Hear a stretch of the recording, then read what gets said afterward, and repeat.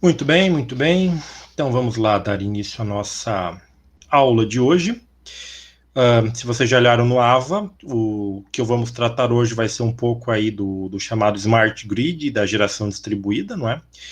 Lembrando que o termo Smart Grid é um pouquinho mais generalista quando se fala aí da questão, né, de redes inteligentes ou redes que podem se automonitorar ou se autorregular. E no caso, a geração distribuída caberia nessa questão aí do chamado Smart Grid, ok?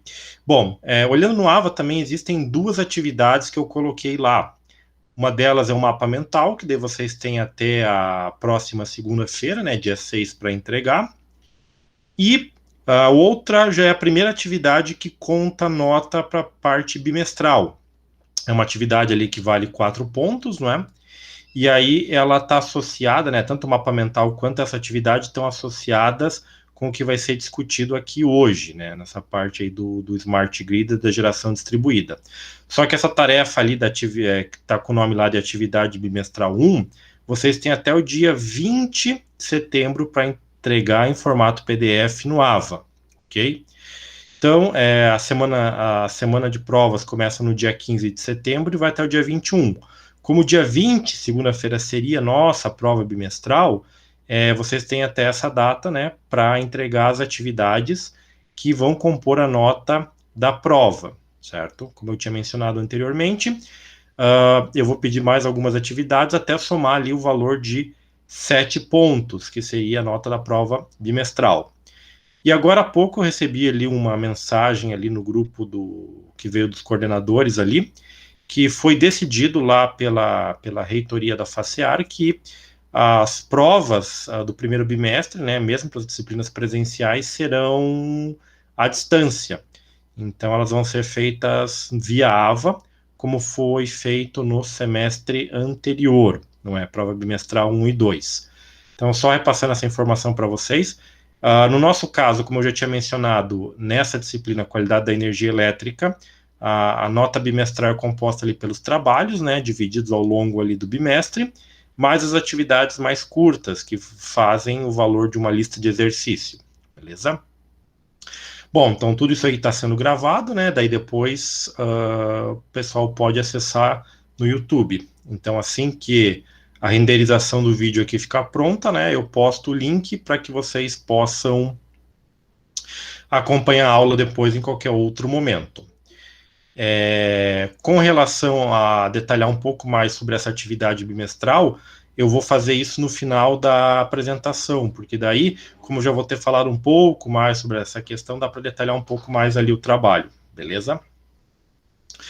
E em algum momento, se alguém quiser fazer alguma participação, quiser fazer algum comentário, alguma contribuição, fiquem à vontade aí para abrir o microfone e falar, beleza? Bom, então, começando a falar um pouco aqui, né, dessa questão aí da chamada geração distribuída, né, dentro do contexto do Smart Grid.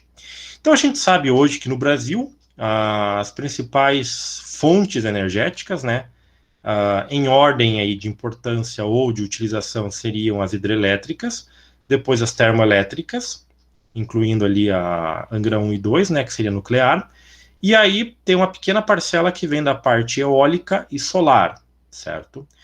E essas fontes começam a ser as mais comuns, não só no Brasil, mas em vários lugares do mundo, porque já se entendeu essa questão da necessidade de diversificar as fontes energéticas. Uma, porque no caso do Brasil, que seria natural pensar que nós temos uma abundância aí de rios, seria mais lógico construir hidrelétricas, não é? Só que isso foi verdade num determinado contexto histórico. Hoje, esse tipo de, digamos, de fonte energética, ele não é assim mais tão preponderante. Por quê? Primeiro, a questão do custo e do tempo necessário para que você possa instalar uma hidrelétrica, não é? Mesmo com processos de construção mais avançados, novas tecnologias de materiais e sistemas de construção mais eficientes, o estabelecimento e a entrada de operação de uma hidrelétrica como essa daqui de Belo Monte, lá no Pará, leva aí pelo menos 10 anos, não é? para que ela possa estar viável, não é? E sem contar que a maioria dos rios em que você tem uma retirada de energia maior do que a energia que você coloca ali, pelo menos por um espaço de tempo, não é tão significativo assim. O Brasil tem bastante questões de rios, mas os rios que você pode instalar grandes hidrelétricas, não é, as chamadas usinas hidrelétricas, é um tanto quanto limitado, não é?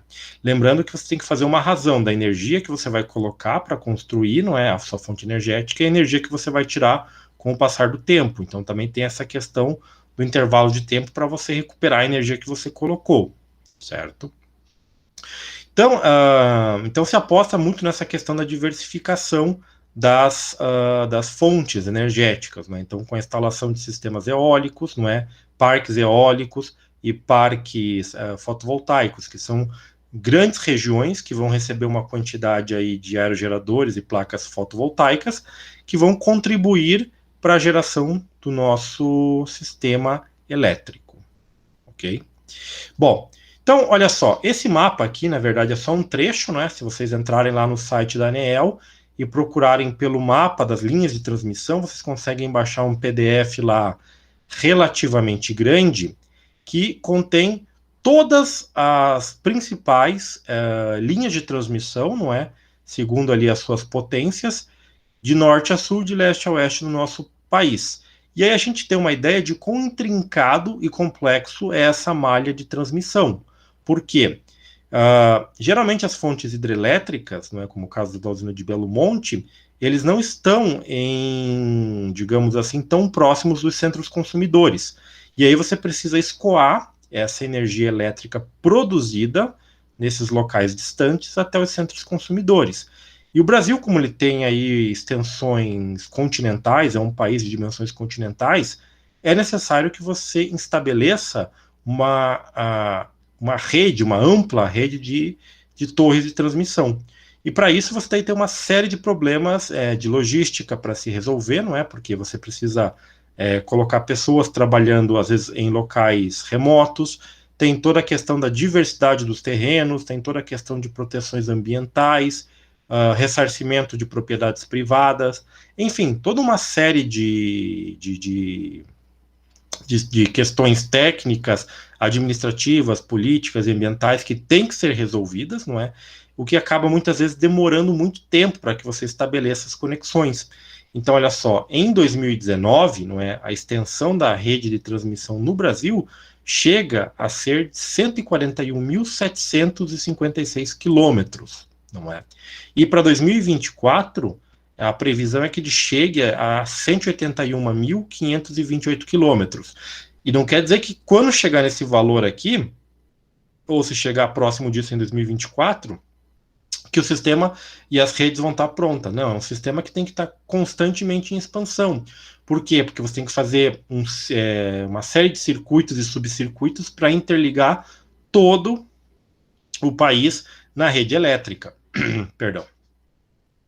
E aí você tem que investir aí ao ano bilhões e bilhões de reais, não só para a instalação desse sistema, mas também para o seu monitoramento e para o seu constante sistemas de manutenção, porque são estruturas aí de grande porte que devem ser monitoradas constantemente.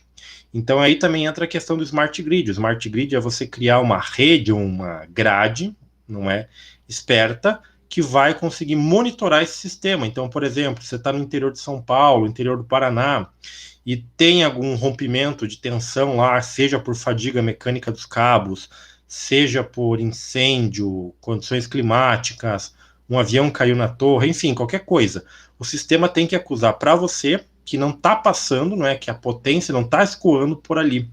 E o fato de você ter um sistema tão interligado, intrincado, permite que você possa isolar certas regiões, como se fosse fazendo uma analogia com a eletrônica, né? Fosse um componente, uma parte do circuito que você consegue isolar de todo o demais circuito e consegue só trabalhar naquele ponto, não é? Você consegue minimizar a quantidade de consumidores que vão ficar sem energia elétrica num determinado período, num intervalo de tempo, certo?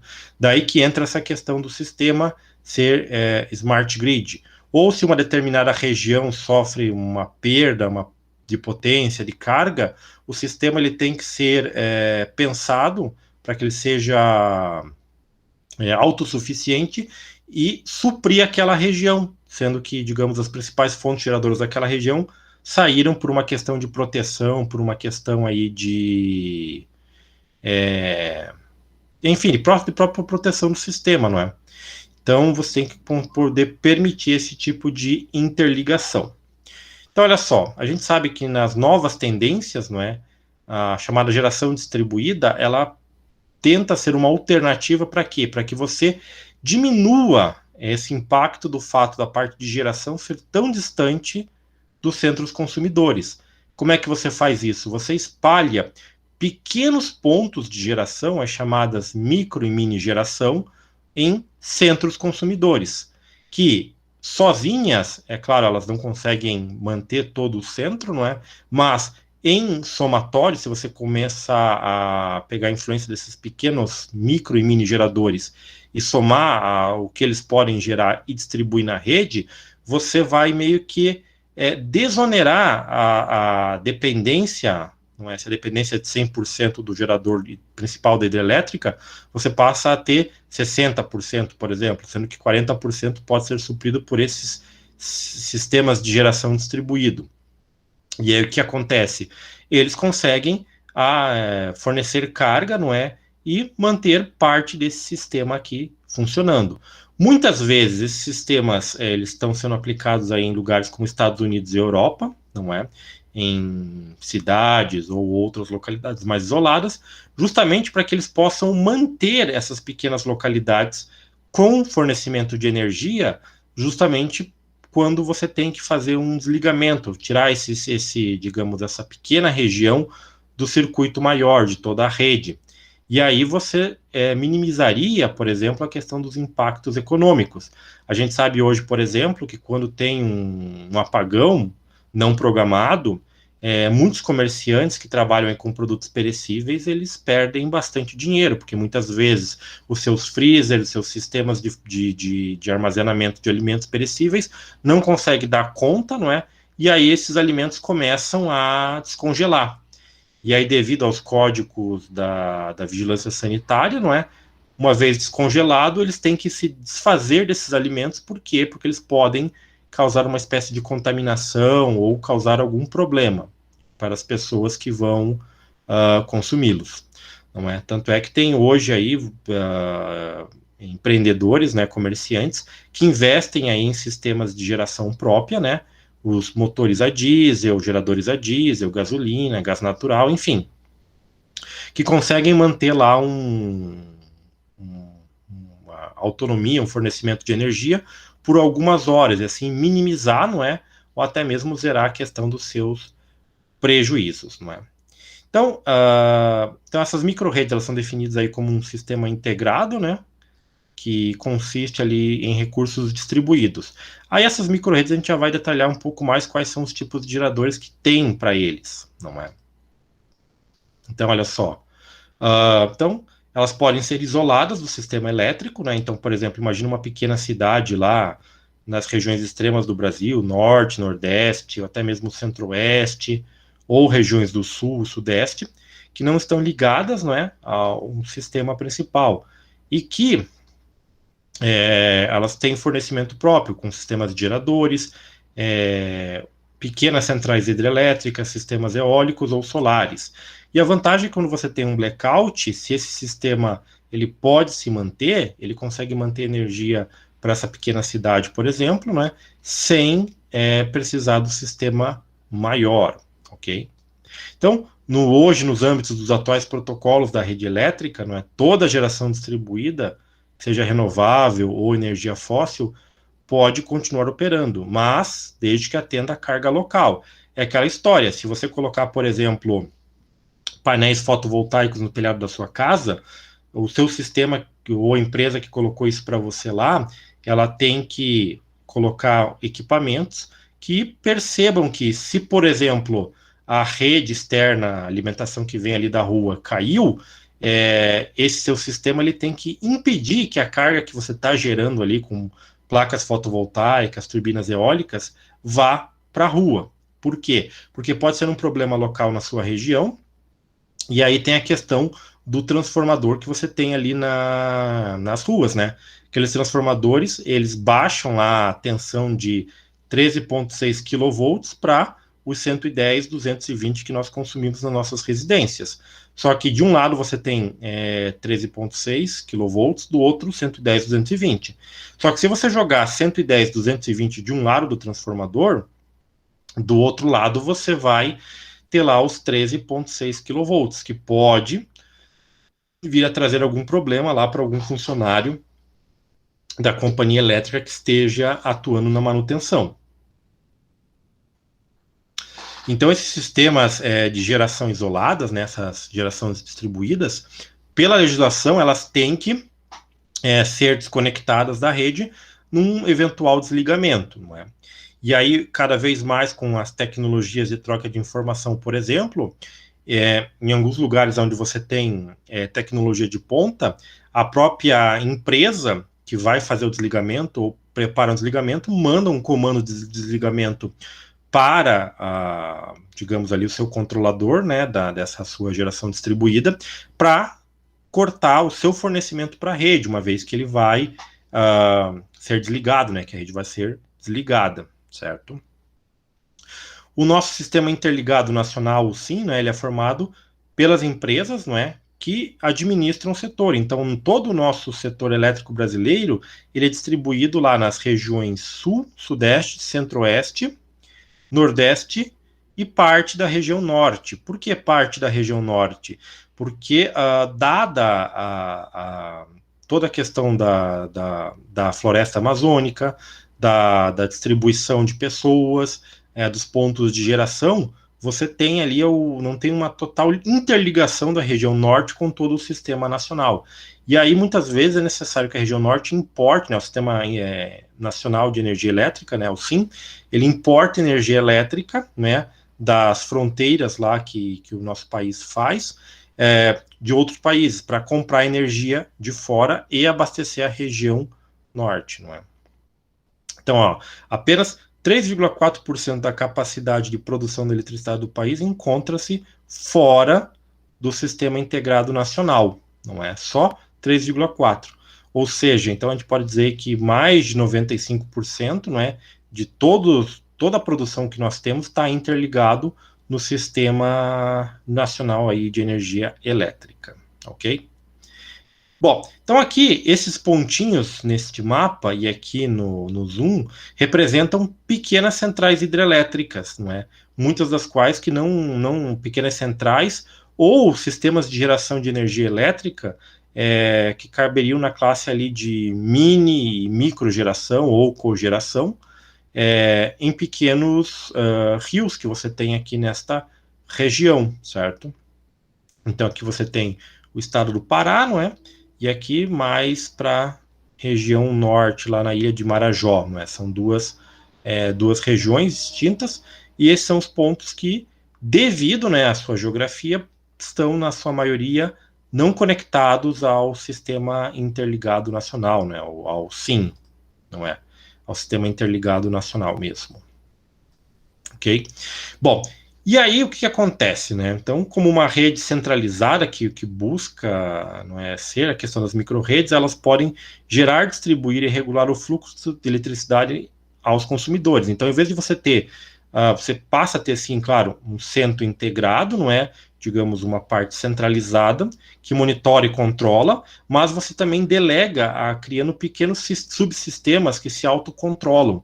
E aí você meio que passa ali, por exemplo, de uma questão mais linear, né, fazendo analogia com a informática, você deixa de ter um processamento linear para ter um processamento paralelo, não é? Claro que a tomada de decisões mais drásticas vem ainda, não é, dessa parte mais centralizada. Mas quando você distribui nessas micro-redes, você consegue, por exemplo, tratar melhor a questão dos problemas, não é, que aparecem a nível mais local, certo? Então, essas também podem se conectar entre si, não é? Como bem como com a rede principal, né, para o aumento da capacidade, confiabilidade e eficiência no sistema, não é? Porque se você receber energia de um único ramal, muitas vezes, se esse ramal, como a gente já viu, tiver problemas, você vai ter problemas e energia deficitária ou energia que pode vir a causar algum dano em algum equipamento mais sensível. Se você tem esse fornecimento por vários ramais, você muitas vezes desonera o peso sobre um único ramal. E aí você pode fazer com que as grandes geradoras, como as centrais hidrelétricas, forneçam principalmente para o setor de produção, para as indústrias, para o setor comercial. E os residenciais, daí no caso, poderiam ser atendidos ali por sistemas de microgeração. Ok? Então, essas microredes, diferente aí dos geradores que administram lá as chamadas centrais hidrelétricas, termoelétricas, não é? Eles podem ser de propriedades constituídas por comunidades, não é? Então, uma determinada comunidade cria lá a sua microrede de geração, vizinhança, universidades, corporações, hospitais, e de forma individual, certo? Ou por qualquer entidade, né, que tenha autoridade legal sobre a sua infraestrutura e de energia elétrica. Então, essa questão das microredes, hoje a legislação permite que, por exemplo, um caso bem recente, a Universidade Federal do Paraná, ela fez a instalação de um parque fotovoltaico, né, ali na parte da Biológicas, né, então quem já foi lá na Universidade Federal do Paraná, ali no Centro Politécnico, ali no Jardim das Américas, tem lá os vários cursos, né? Aí tem a parte das ciências biológicas. Então, no estacionamento, eles colocaram uma estrutura, não é? De hastes, de aço, e nessa estrutura eles colocaram painéis fotovoltaicos, que eles funcionam como uma espécie de central fotovoltaica. E essa energia gerada nessa central, ela vai para amortizar a questão da energia elétrica consumida pela universidade, não é?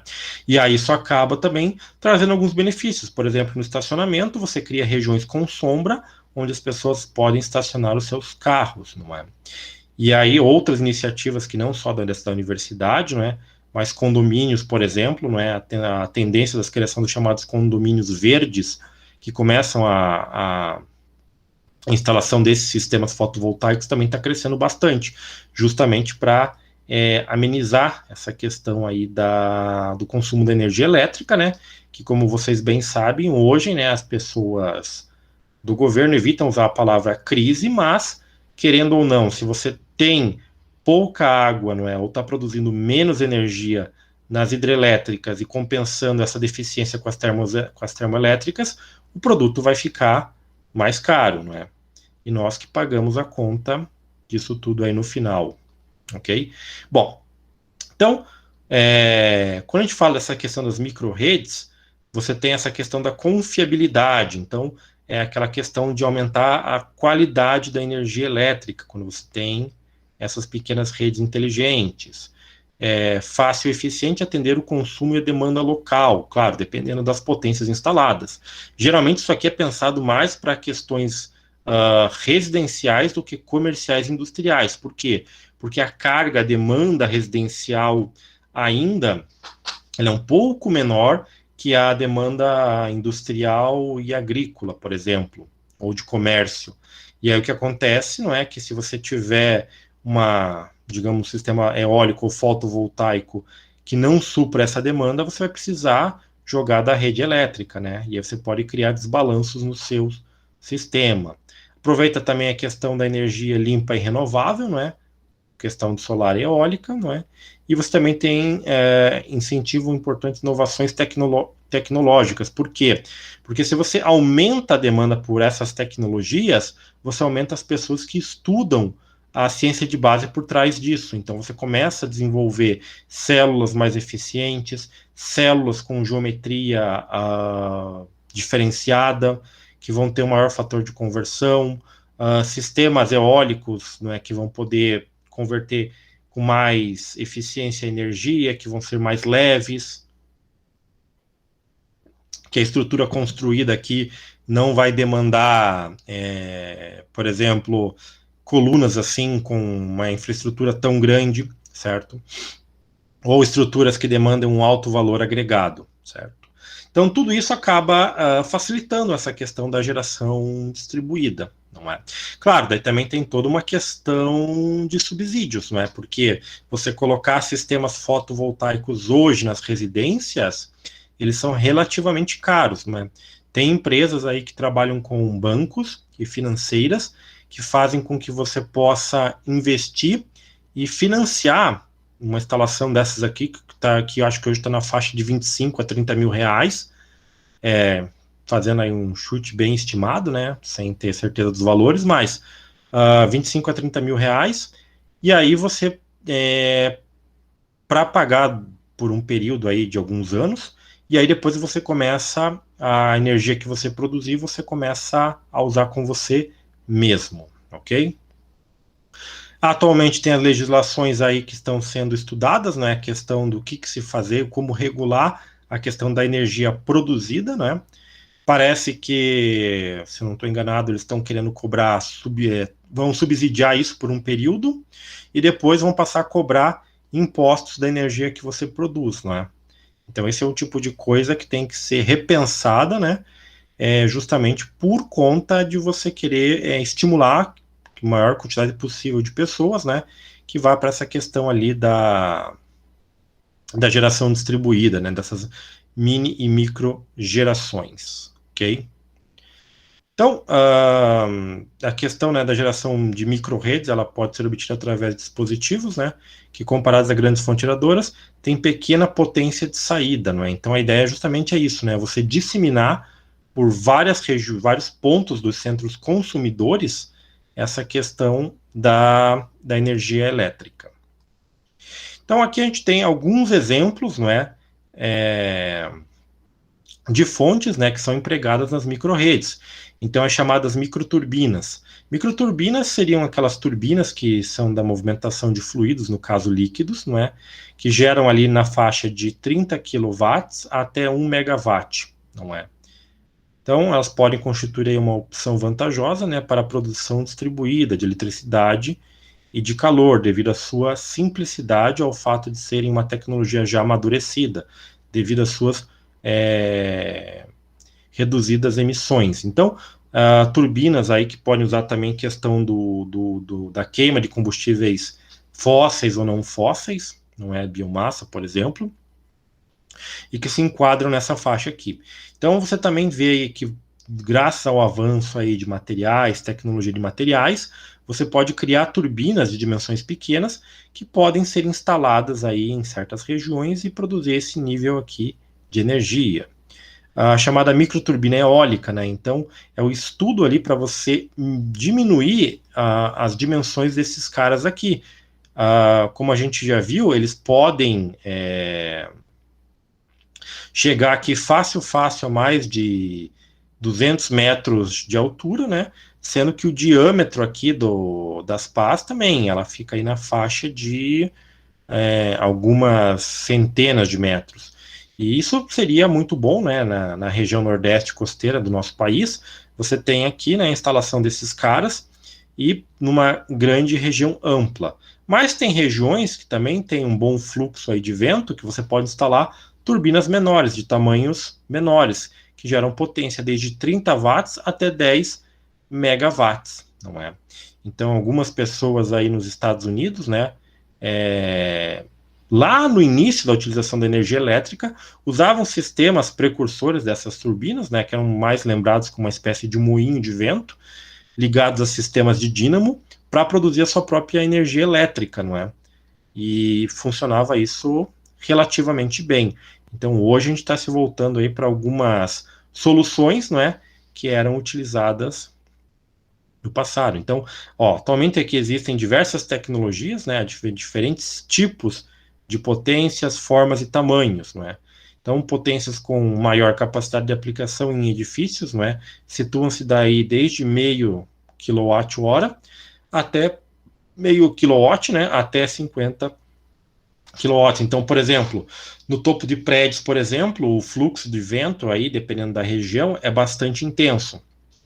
E aí você utiliza isso, não é, para fornecer energia elétrica, por exemplo, para um sistema de ar-condicionado.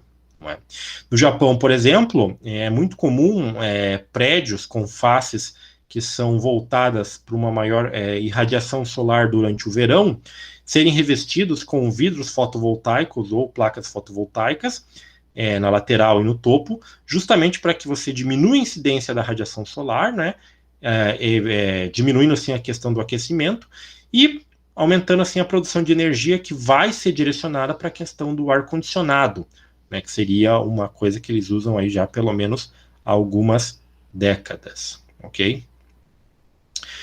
Célula combustível, né, de 1 kW até 10 megawatts.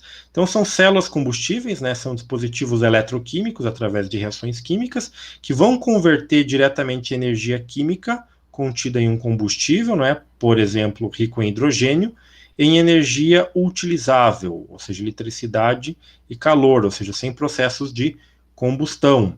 Então, a chamada eletrólise da água, que poderia ser pensada, né? Você produz gás hidrogênio, e aí você pode usar esse hidrogênio em reações químicas ou em processos de combustão, como seria a questão aí de microturbinas, para você ter aí a geração de energia elétrica, não é? E aí aqui algumas pessoas vão naquela linha do carro movido a hidrogênio. O carro movido a hidrogênio basicamente era você utilizar a energia elétrica da bateria do seu próprio carro para uma célula, né, que seria uma caixa em que você teria ali um circuito com placas metálicas, uma solução salina ou com amônia. Não, amônia não. Me fugiu o nome agora do outro componente, mas enfim. E aí você produz a eletrólise da água. E aí você usaria esse hidrogênio e a eletricidade e o oxigênio dessa célula no motor a combustão, que prometia ser digamos assim, uma melhora na eficiência do motor a combustão. O problema é que a energia adicional que você vai precisar da bateria para fazer o processo de eletrólise faz com que o motor funcione compensando isso. Então, no final das contas, você não tem assim um ganho efetivo, né? Você tem, digamos, no máximo um 0 a 0, o que acaba sendo um problema aí para essa questão, né, da utilização desses caras aqui. Então, a tecnologia deles aqui das células combustíveis ainda é um tanto quanto em desenvolvimento. Painéis fotovoltaicos, né, de 5 até 5 megawatts, que seriam, né, os coletores solares, que você pode utilizar aí desde o aquecimento de água até para a produção de energia elétrica, que está ficando cada vez mais comum instalação aí em empresas, e a biomassa, né, que pode ser convertida em energia elétrica em processos. Teve um tempo atrás que eu acabei orientando um trabalho de TCC, né, da Unifaciar, em que os alunos, eles, pelo menos 2 deles, trabalhavam numa empresa que fazia o processo da secagem da soja, né? Então você faz o processo de produção da soja e aí você precisa secar ela, né? Porque se a soja for armazenada com uma quantidade de umidade fora dos padrões, você pode ter problemas de contaminação e perda de grãos, não é? E aí o que eles, nesse TCC, o que eles fizeram? Eles estudaram a viabilidade, não é, da utilização de biomassa, né, que seria uma espécie de restos de madeira que seriam fornecidos para essa empresa de secagem de soja, para eles trocarem, não é, para os secadores, para eles deixarem de funcionar com gás natural, para passarem a funcionar com esse sistema da biomassa. E eles mostraram, né, no TCC que realmente seria viável o processo de conversão e que haveria ali uma viabilidade econômica, né, para essa questão aí da troca, né?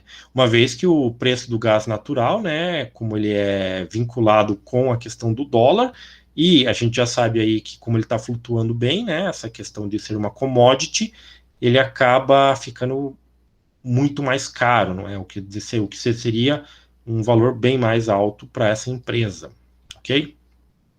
Bom, aqui no caso é só aquela questão da distribuição da radiação solar, né? Então esta região aqui é o que recebe mais quilowatt-hora por metro quadrado ao longo do ano, né? Então, você tem esta região aqui do interior da Bahia e do norte de Minas.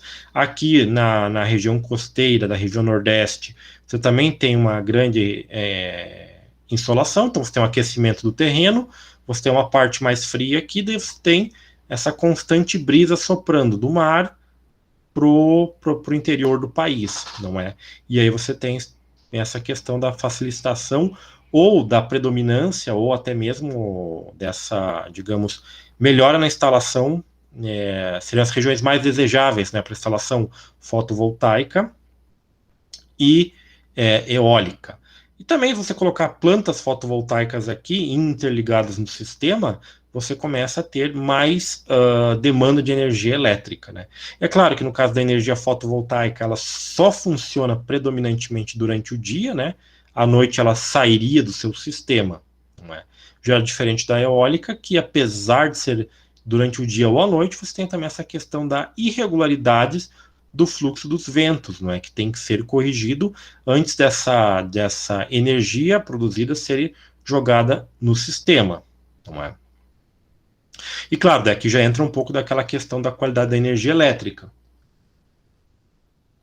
que se você jogar essas potências que mexem ali com instabilidades e harmônicos num sistema quase totalmente interligado, que é o caso do Brasil, você poderia há algumas pessoas que dizem que poderia criar distúrbios que poderiam se propagar por todo o sistema, o que poderia acabar gerando um apagão meio que generalizado em todo o Brasil.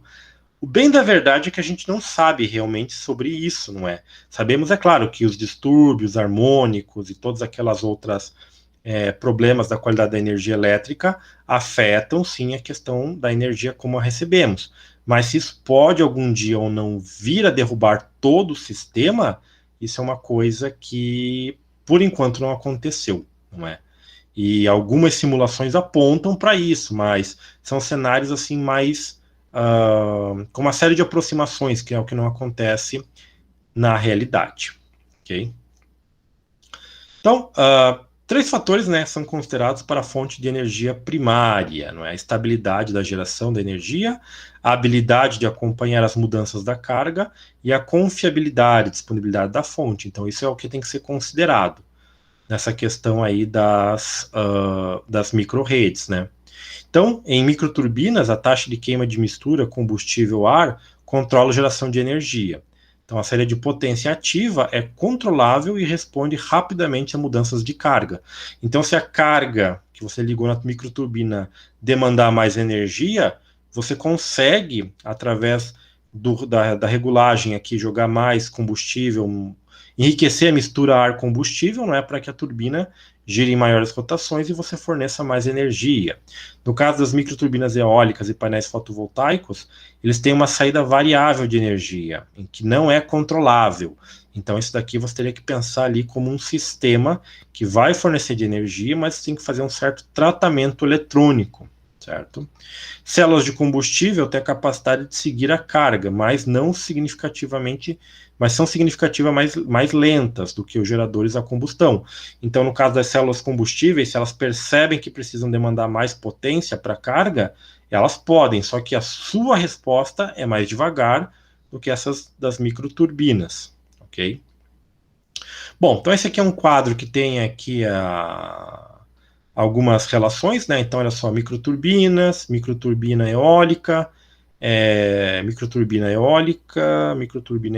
fotovoltaico, célula combustível. Então, aqui você tem o tipo de microgeração, o tipo de gerador, né, que você vai ter, síncrono, inversor, gerador de indução, e aqui a habilidade de operar como uma fonte isolada, sincronismo com a rede de distribuição, contribuições às faltas, injeção de potência reativa e capacidade de controle, deixa eu ver, velocidade de resposta da mudança da carga e necessidade de reativos, não é? E o anti-ilhamento ativo, ou seja, controlar a questão de formar pequenas ilhas na distribuição, certo? Então, isso aqui seriam essas características associadas. Bom, e esse aqui daí é alguns dados que eu peguei hoje pela manhã lá, né, no Sistema Integrado Nacional.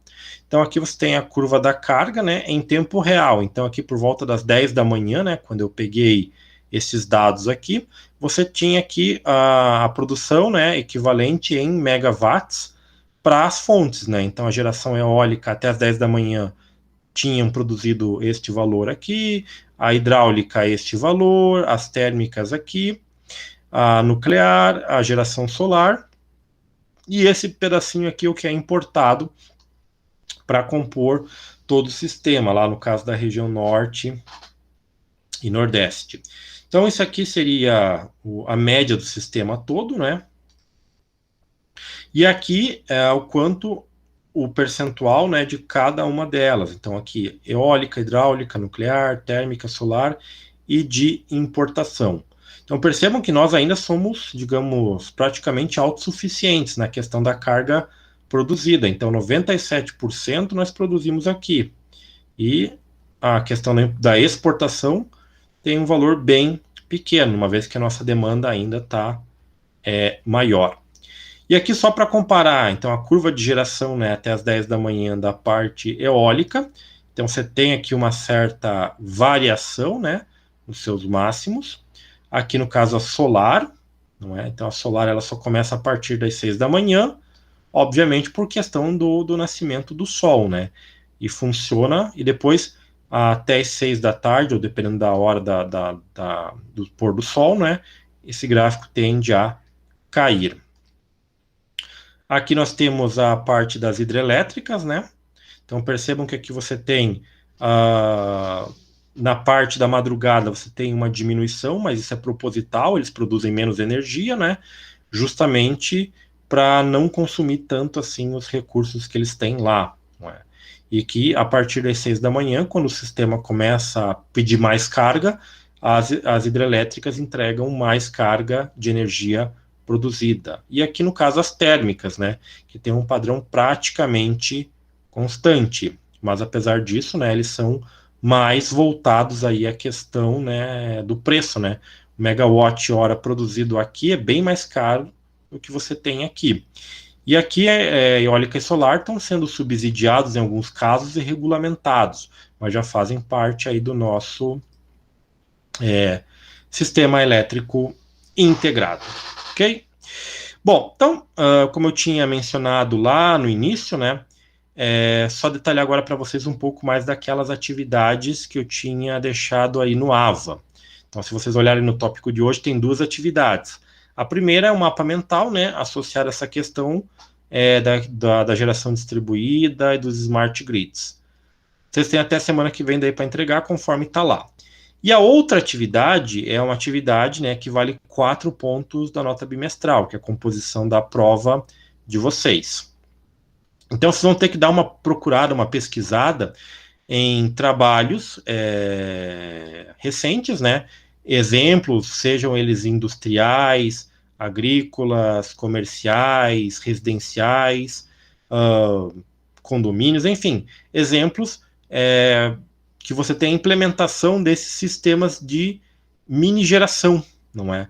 Dessa geração distribuída, não é? Lugares que começaram a produzir a própria energia elétrica, seja em sistema de cogeração, geração única, enfim. Achar exemplos, não é? Sejam eles acadêmicos, e fazer um trabalho ali de pesquisa, não é? Que pode ser individual ou em duplas.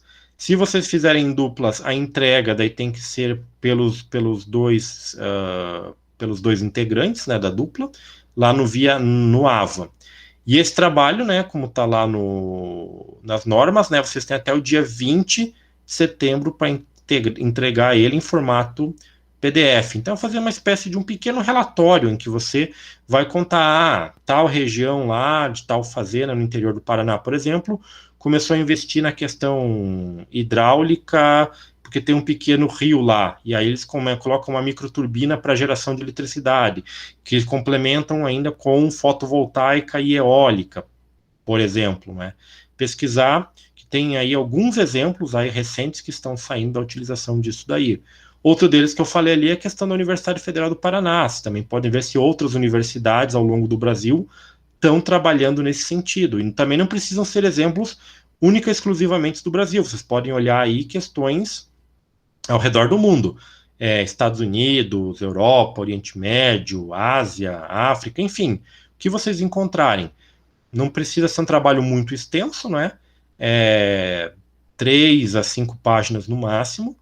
Algumas referências bibliográficas, né? Da onde vocês encontraram, se é um artigo, se é um livro, se é um artigo, se é algum site, né? O link do site quando foi acessado. E aí vocês mandam lá via Ava, ok? Então, basicamente, esse é o trabalhinho que vale ali 4 pontos, né? Para entrega até o dia 20. Bom, e aí o que eu ia falar para o que eu tinha para vocês para hoje seria esse aí o conteúdo. Se vocês tiverem alguma dúvida, algum comentário, fico aí à disposição de vocês.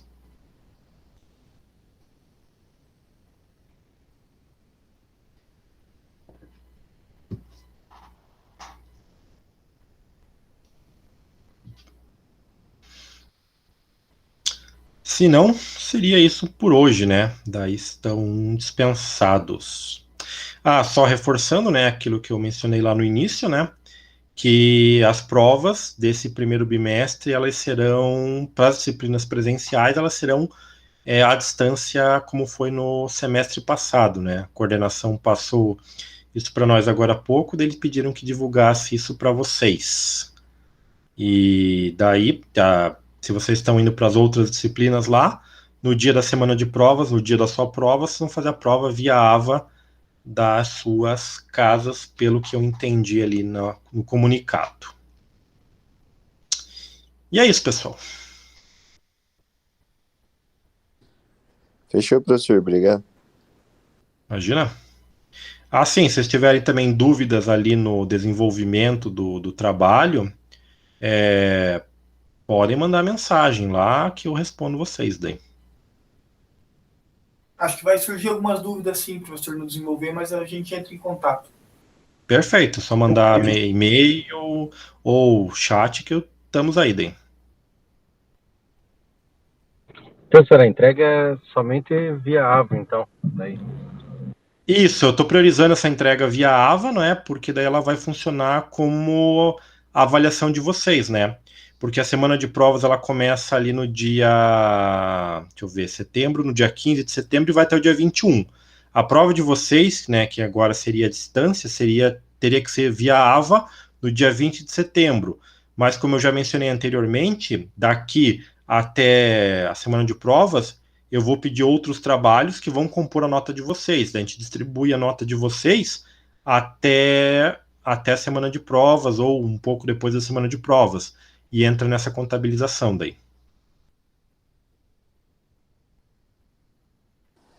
Vai ser Tá 60% certo, trabalho e 40% prova, professor? Eu estou fazendo a conta, mas eu acho que vai ficar isso daí. Geralmente a nota da prova tem que ser entre 60% e 70%. E daí o que sobra, né, os 30% a 40%, são essas atividadezinhas mais rápidas, mais curtas, no caso desses mapas mentais que vocês estão elaborando aí. Beleza. Beleza, professor. Isso aí, moçada. Então, por hoje era isso. Daí nos vemos na semana que vem. Valeu, professor. Boa noite. Isso aí, pessoal. Boa noite. Até mais. Boa noite, professor. Vai ter aula na segunda, professor? Dia 6? Sim, vai ter aula normal. Vai ter aula normal porque, pelo calendário acadêmico, o feriado é só no dia 7. Daí a aula, no caso, como é uma aula à distância, vai ser normal no dia 6 daí. Dia 6 e dia 8, né? Porque dia 8 eu acho que é Curitiba, né? Que é o feriado, né? Isso, no calendário só tá dia 7. Dia 8 o presencial é normal também. Tá ok, então. Obrigado, professor. Boa noite. Imagina, boa noite.